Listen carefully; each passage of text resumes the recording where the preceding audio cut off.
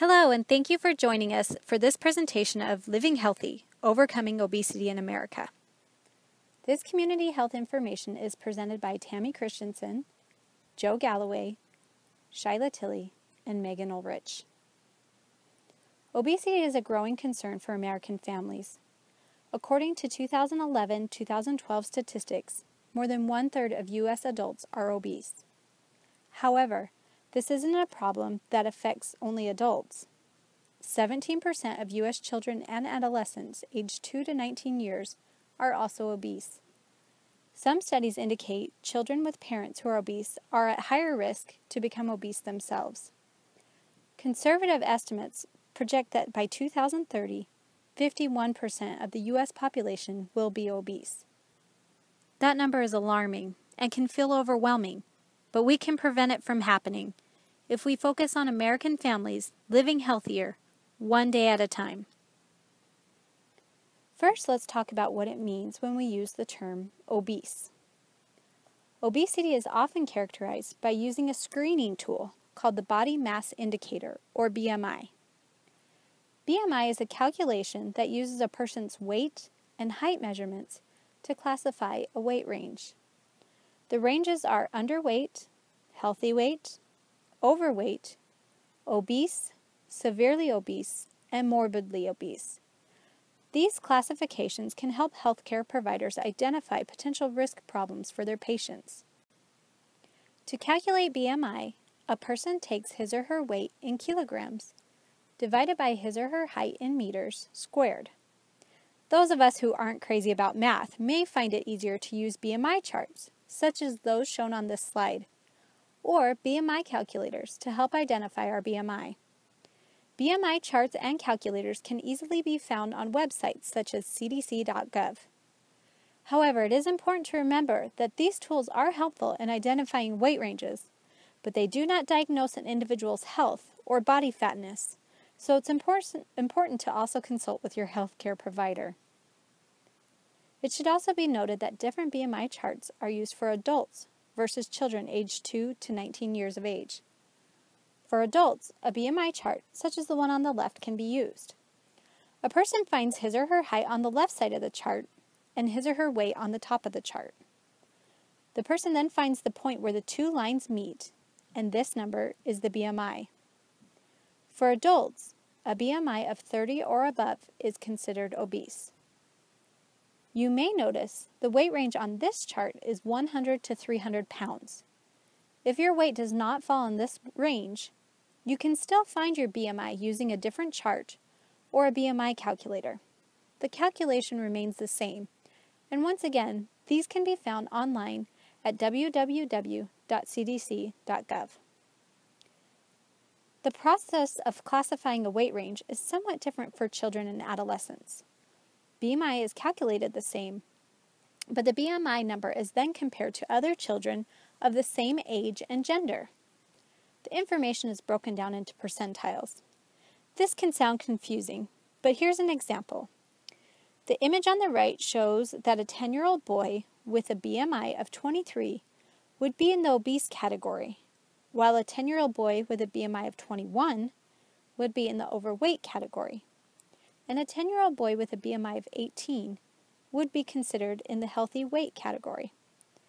Different charts exist for boys and girls, and again, it is important to consult with the child's healthcare provider to identify health risk factors and appropriate actions to reduce the risks. Now that we have identified how we classify obesity, let's talk about how obesity impacts our lives. First, many health problems result from living with obesity. Research shows that these problems affect both children and adults. Some of the health problems that result from obesity include high blood pressure, high cholesterol, heart disease, stroke, cataracts, type 2 diabetes, fatty liver disease, gallbladder disease, fertility and pregnancy complications, osteoarthritis, joint pain, and breathing problems such as sleep apnea, shallow breathing, and asthma.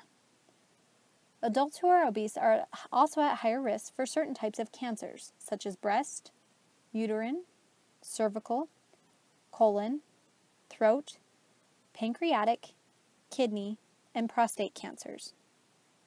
Persons who are obese are also more likely to die at an early age. Sadly, individuals who are obese as children not only experience health problems in childhood, but they are more likely to be obese as adults with more severe obesity-related disease risk factors. In addition to health problems, there are also other side effects of obesity. According to the CDC, psychological side effects of childhood obesity include depression, behavioral problems, problems in school, low self-esteem, and low self-reported quality of life. Children with obesity may experience impaired social, physical, and emotional function. People with obesity also experience physical limitations that impact their lives.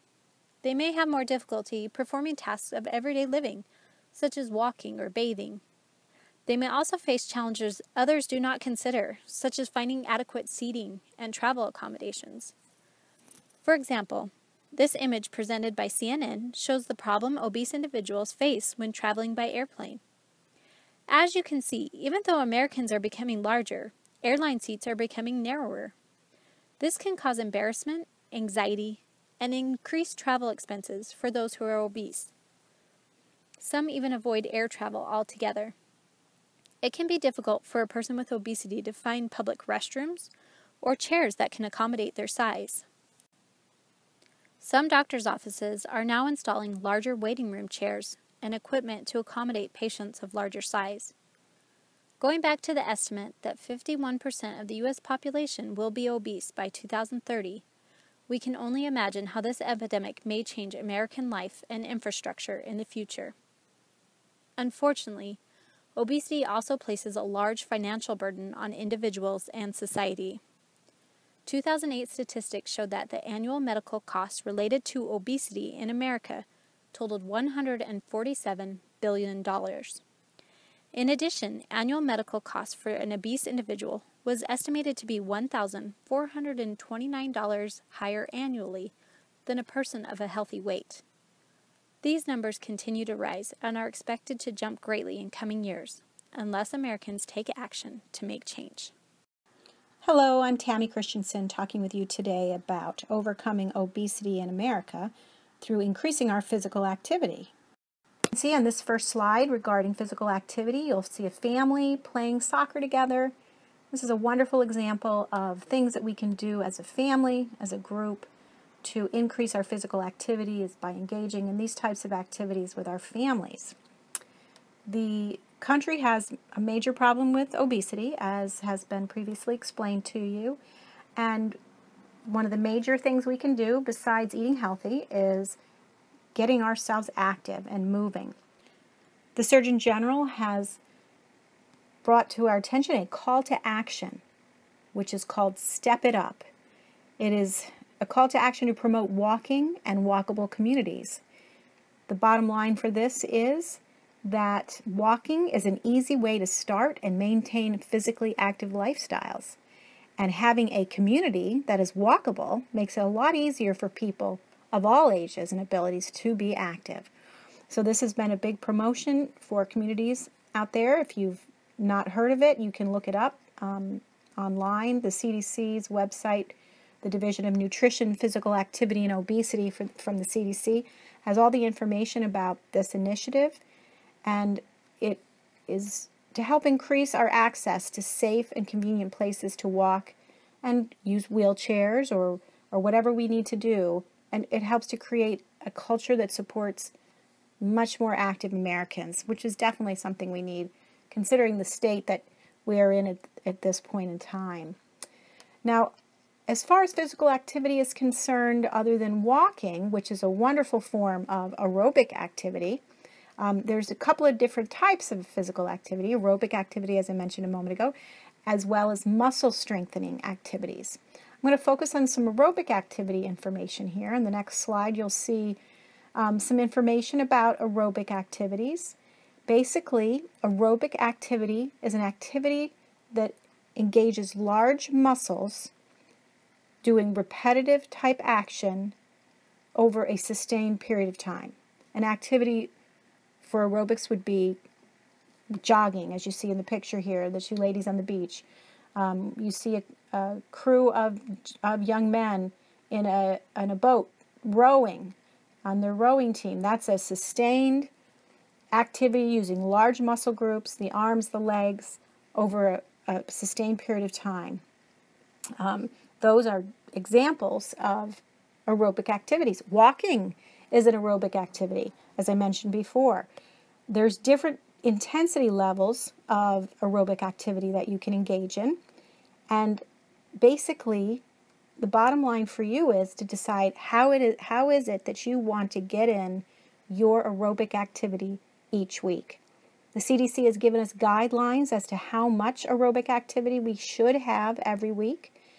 There's a minimum level of 2.5 hours for a moderate intensity type activity, and a minimum amount of 1 hour and 15 minutes, and this is weekly, for vigorous activities, vigorous intensity activities. Vigorous intensity activity would be running or jogging, or doing quick or doing sprint type laps in a pool.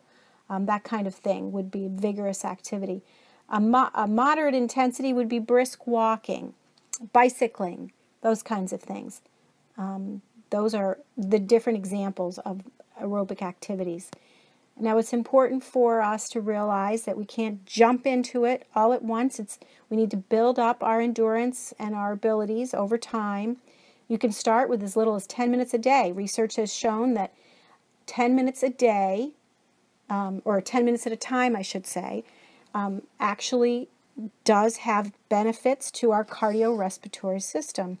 It helps to increase our ability to maintain and endure activity over time.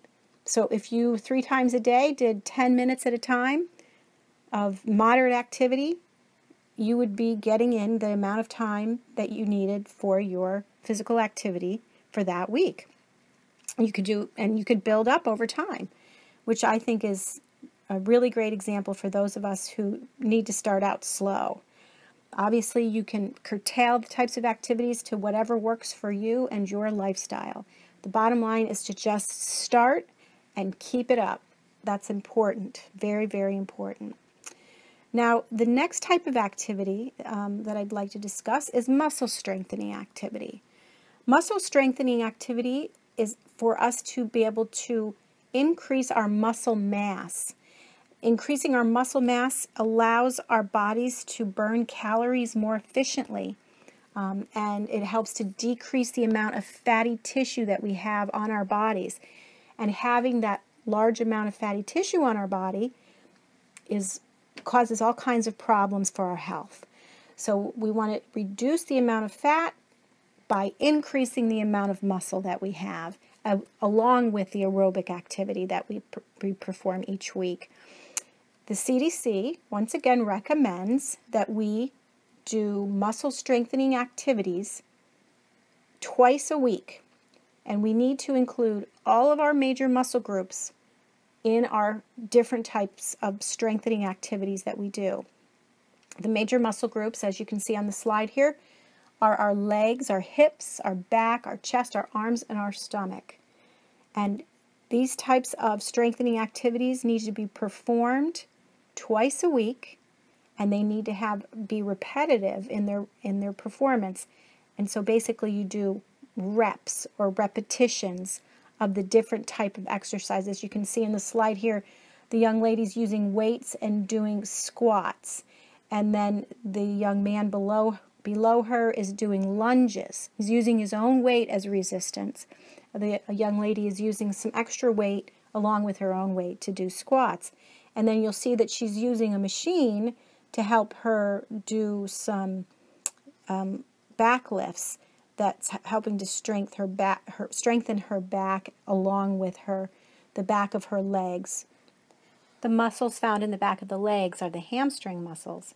And the muscles also being worked in the buttocks are the gluteus maximus and gluteus minimus. These are just a few examples of strengthening exercises, and there's resources you can find all over the place online, especially for muscle strengthening exercises. Personal trainers at gyms can help you. They can give you all kinds of information about this. A trainer can help you with your routine and make sure that you succeed in your routine. A personal example would be from me that when I started doing strength training and muscle strengthening activities, I felt so much better, and I felt like I could manage my aerobic type activities so much more. The next slide brings us to the topic of increasing our children's physical activity. Unfortunately, today's children are having much more trouble with being stationary and not getting out and running around outside like they did in years past. The CDC recommends that children and adolescents do 60 minutes or 1 full hour every single day of physical activity. And it doesn't have to be any kind of structured thing. It just means that they get out there and they run around and have fun for at least an hour. The hour time period is mainly geared towards children and adolescents ages 6 to 17 years old. Children younger than 6, ages 2 to 5, should play actively several times each day. Their activity may be in short bursts, and it doesn't necessarily have to be for an hour at a time. Certainly that's okay. But physical activities for young children should be developmentally appropriate. They should always be fun for any child at any age. And of course, we should always try to give our children variety in the different things that they do. As part of their 60 or more minutes of daily physical exercise for children and adolescents, they should include some muscle strengthening activities like climbing at least 3 times a week, and some bone strengthening activities like jumping, also at least 3 times a week. Children and adolescents are often active in short bursts of time rather than for sustained periods of time, but all these short bursts can add up to meet the physical activity needs that they have. Physical activity should be developmentally appropriate, just as I said before, and always fun. If we go on to the next slide here, we can talk more specifically about things we as parents or aunts or uncles or friends or neighbors can do to increase children's activity levels. There is an organization called the American Council on Exercise, and it has a wonderful amount of information about fitness programs, healthy living, experts that give information about what we can do to improve our fitness. And one of the experts not too long ago posted an article about what we as adults can do to improve children's activity levels. The article was very informative, and the next slides go over some of the basics about what we can do. The first thing we can do is to encourage them to play. Too many times, kids have free time, and they have a free hand as to what they do in their spare time. And if the decision is left up to them, oftentimes they will choose a sedentary activity that involves technology. We need to encourage these children to go outside and play in a properly supervised and safe environment, of course, but we do need to encourage them to stop with the technology and do something active as opposed to the sedentary activities of technology. They can do certainly things like Wii Fit. That would be a fun technology-based active physical activity. We can be role models for our children.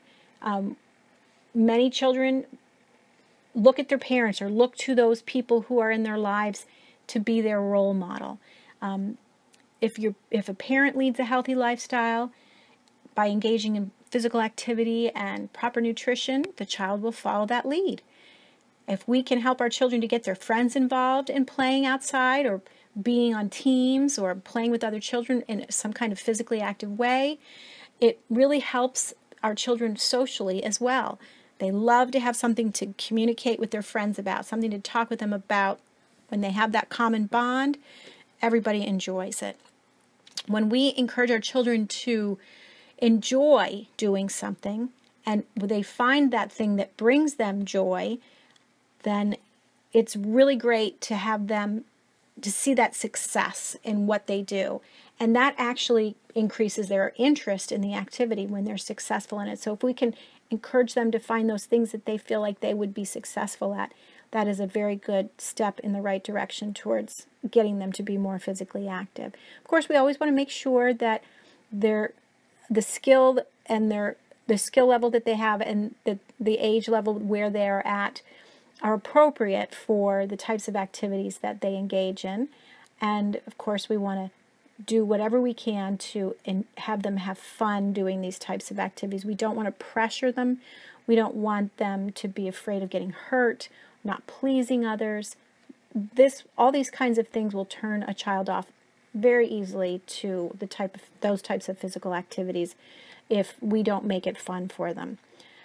When a child is involved in a competitive type activity, we need to encourage them that they should not try really hard to compete against their teammates or the other teammates, but really competing against themselves to improve the efforts in their own personal performance. And that is the most effective way to encourage competition for children, because that will encourage them to find it within themselves to improve themselves. Obviously, we talked about the social benefits of physical activity and how it can increase their social life by meeting new friends and, finding new fun things to do and new interests to share with other people.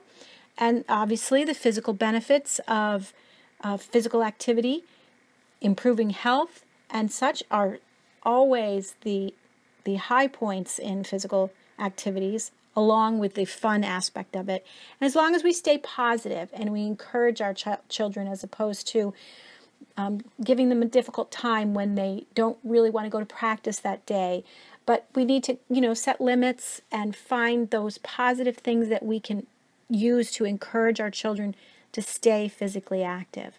I have a personal story with my nephew who was having trouble with gaining quite a bit of weight at a young age. He was tested by his pediatrician because of his weight for diabetes, and they determined that he was pre-diabetic based on his hemoglobin A1C.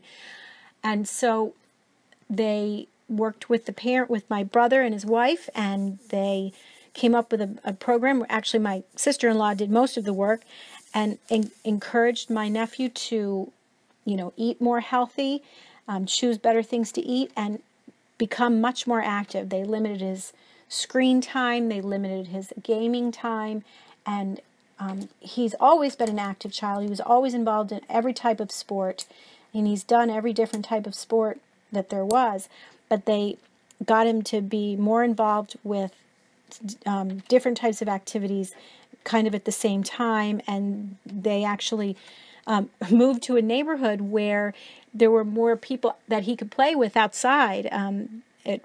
During his younger days, they were in a neighborhood where there really weren't a lot of children in the neighborhood for him to play with, so they sought out a neighborhood for him to play in, and it worked out very well. And in the last year, my nephew has lost somewhere in the range of 18 pounds. He's 10 years old, and he needed to lose that weight because now his numbers are much improved. He feels better. He looks better. His performance in his sporting teams is improved.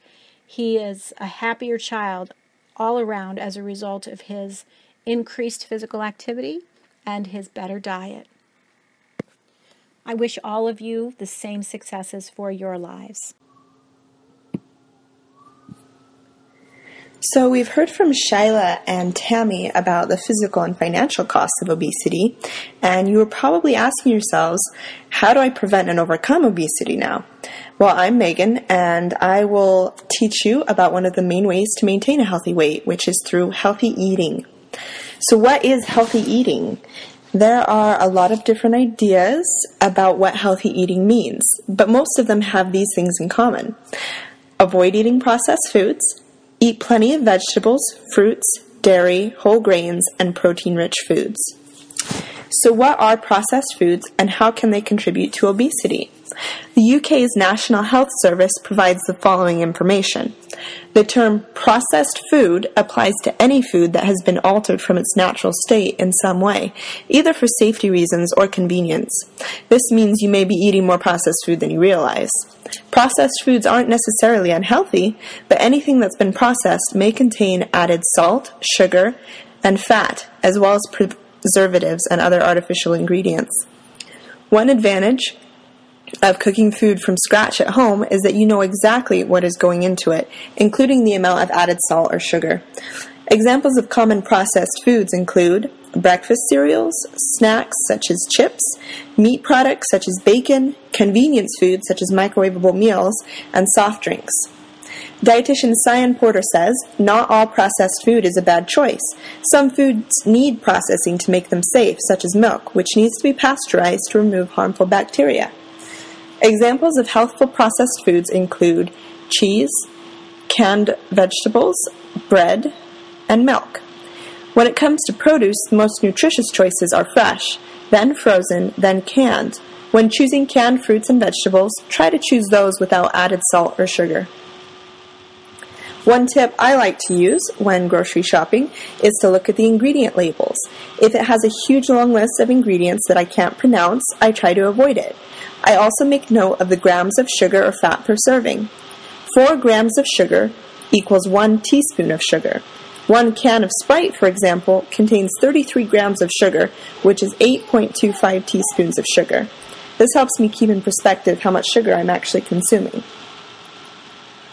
Avoiding processed foods may seem overwhelming, but don't give up. Pick one thing and start there. You'll be amazed at the changes you will see. I had a middle-aged friend who lost over 20 pounds just by cutting out soft drinks. Now you know what to avoid. What should you and your family eat? Well, like I said before, plenty of fresh vegetables, fruits, dairy, whole grains, and protein-rich foods. How many of you parents feel your children are eating enough fruits and vegetables? If you think they are, you would be in the minority. The CDC found that during 2007 to 2010, 60% of children consumed fewer fruits than recommended, and 93% consumed fewer vegetables than recommended. Now, this probably isn't just an issue of picky kids, because kids generally eat what the adults eat, and during 2007 to 2010, half of the total U.S. population consumed less than 1 cup of fruit and less than 1.5 cups of vegetables daily. 76% did not meet fruit intake recommendations, and 87% did not meet vegetable intake recommendations. So how do we get a sufficient amount of vegetables and fruits into our diet and our children's diet? The website choosemyplate.gov is a great resource for tips to help you get all of your daily vegetables and fruits in, such as the following. In general, buy in season. Fruits and vegetables will cost less, and they're likely to be at their peak flavor. Stock up on frozen, dried, and canned fruits and vegetables for quick and easy access. Make it easy. Pick up pre-washed bags of salad greens. Add baby carrots or grape tomatoes for a salad in minutes. Buy packages of veggies such as baby carrots or celery sticks for quick snacks. Try pre-cut packages of fruit. Again, choose packaged fruits that do not have added sugars. Keep a bowl of whole fruit on the table, counter, or in the refrigerator. Refrigerate cut-up fruits and vegetables for quick eating later. At meals, plan some meals around a vegetable main dish, such as a vegetable soup, then add other foods to complement it. Try a main dish salad for lunch. Include a green salad with your dinner every night. Shred carrots or zucchini into meatloaf or casseroles.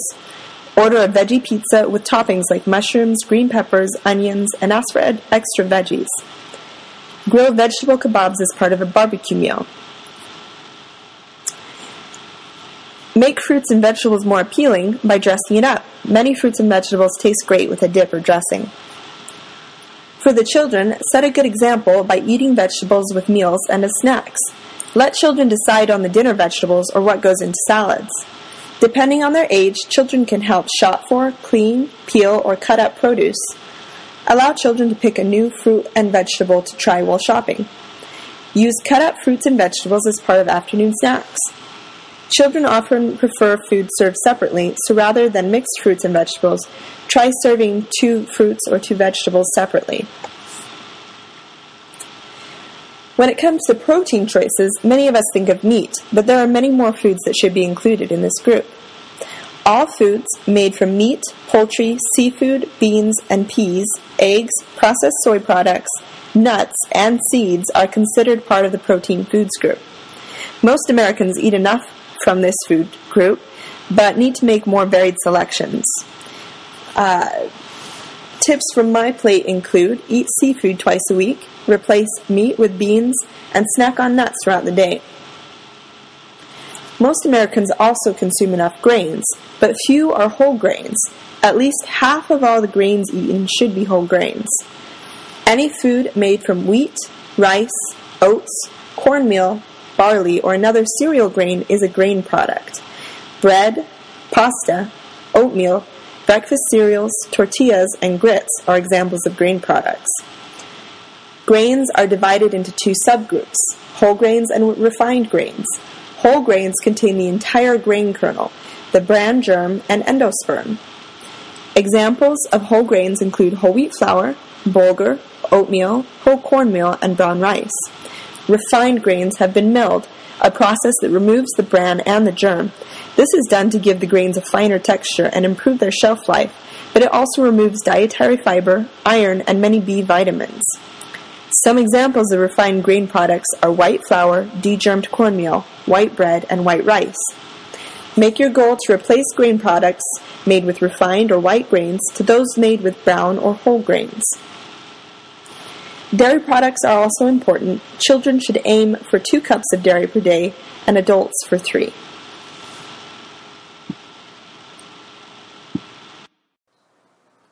Up to this point in the presentation, we've tried to define for you what obesity is. We've talked about why it's a problem, how it affects your overall health, and how it's a financial burden not only for families, but for the entire American economy. We've talked about ways that we can use physical activity to combat obesity, and also how good common sense nutrition can be used to prevent the onset of obesity. And with those things being said, I've also addressed how the CDC and MyPlate can be used as resources in our battle against obesity. At this point, I wanted to talk to you today about levels of prevention. And there are 3 levels of prevention. We talk about the primary level of prevention, the idea that prevention is better than cure. And the primary level of prevention aims to prevent disease or injury before it ever occurs. This is done by preventing exposure to hazards that cause disease or injury, altering unhealthy or unsafe behaviors that can lead to disease or injury, and increasing resistance to disease or injury should exposure occur. Secondary levels of prevention aim to reduce the impact of a disease or injury that has already occurred. This is done by detecting and treating disease or injury as soon as possible to halt or slow its progress, encouraging personal strategies to prevent re-injury or recurrence, and implementing programs to return people to their original health and function to prevent long-term problems. The tertiary level of prevention aims to soften the impact of an ongoing illness or injury that has lasting effects. This is done by helping people manage long-term, often complex health problems and injuries in order to improve as much as possible their ability to function, their quality of life, and their life expectancy. So we want to apply that to obesity. And how would we do that? Well, we would say that the primary level of prevention in healthy eating and increasing physical activity, the purpose of this kind of teaching from the CDC and from MyPlate is really to target children and to get them to develop healthy eating habits and to increase their physical activity so as to prevent obesity. That is, so that they never are obese. The secondary level of prevention that we would look at would be identifying people who are at high risk. So we would look at someone whose body mass index labels them as obese or they have a family history, and we would aggressively be working to prevent onset or further progression. So this is your son or daughter who went to the doctor's office and their BMI says that they're obese. It's not been a long-term problem yet, so at this point we're going to work to rapidly return them back to healthy body weight. We're going to do that through diet and exercise. Tertiary levels of prevention usually occur for people who are adults. And this is people who are kind of set in their ways, and they've developed these habits over years and years and years. So they've got bad eating habits, and they don't get enough physical activity. So we're going to work to change their eating habits, or we're going to try to increase their activity levels. All of these levels focus on the same basic things, and that is eating healthy and increasing your physical activity. The effects are what really differs. So in tertiary care, we've been obese for some time, and perhaps we are now diabetic. So we're going to try to manage our diabetes to control our blood sugar, much through nutrition and through exercise, and then we're going to have to use medication as a supplement. But we're going to try to manage through those first two levels first. We want to thank you all for participating in our teaching today on obesity. We hope that you found it helpful. We've included a list of our references on the last page here so that you can find some more information for yourself. And we encourage you to, if you haven't already, change your diet and increase your level of exercise, that we can have a more healthy America. Thank you for your time.